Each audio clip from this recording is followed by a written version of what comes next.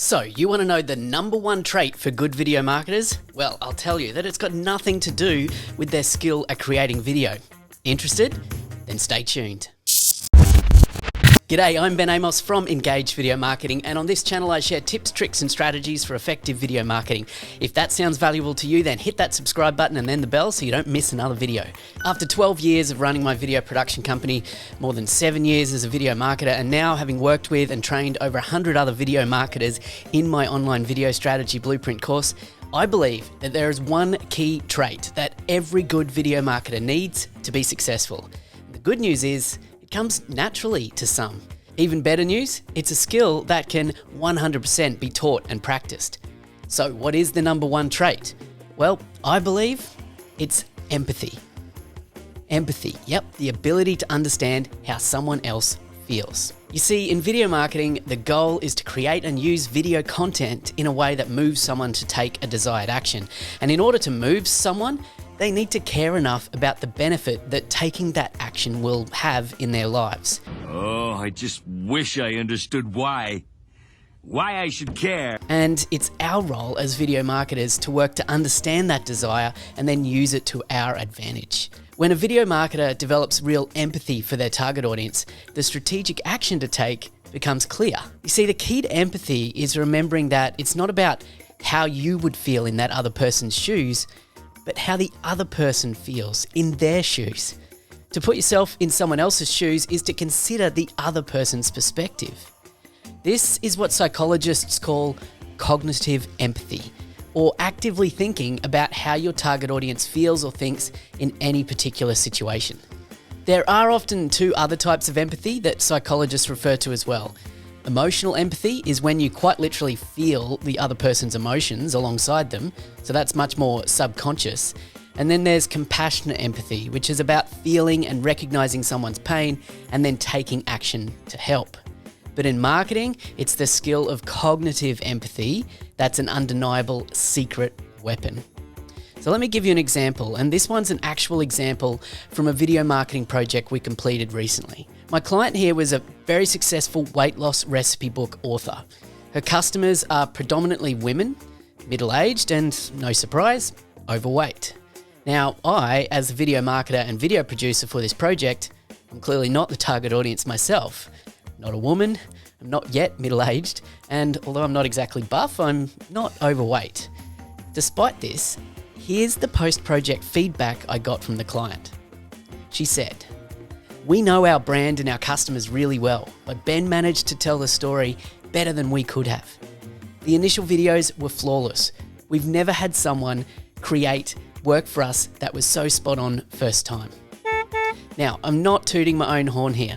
It's a great result for us and our clients, but without the skill of cognitive empathy in my video marketing toolkit, this result simply wouldn't have been possible. So how can you practice cognitive empathy in your work and develop video marketing strategies with empathy at the core? Well, let me share with you 3 of the best approaches I usually take. First, develop detailed customer personas or avatars. Design a crystal clear profile of who it is that you're trying to reach through your video marketing. Their demographics, so who are they? Their psychographics, or what's going on in their head, and a behavior profile, or where do they go and what do they do online. I went into more detail into this process in a previous video, and you can check that out by clicking the link up here. Next, I like to take this avatar process one step further and work with my clients to develop an empathy map for their avatar with respect to the product or the service that we're marketing.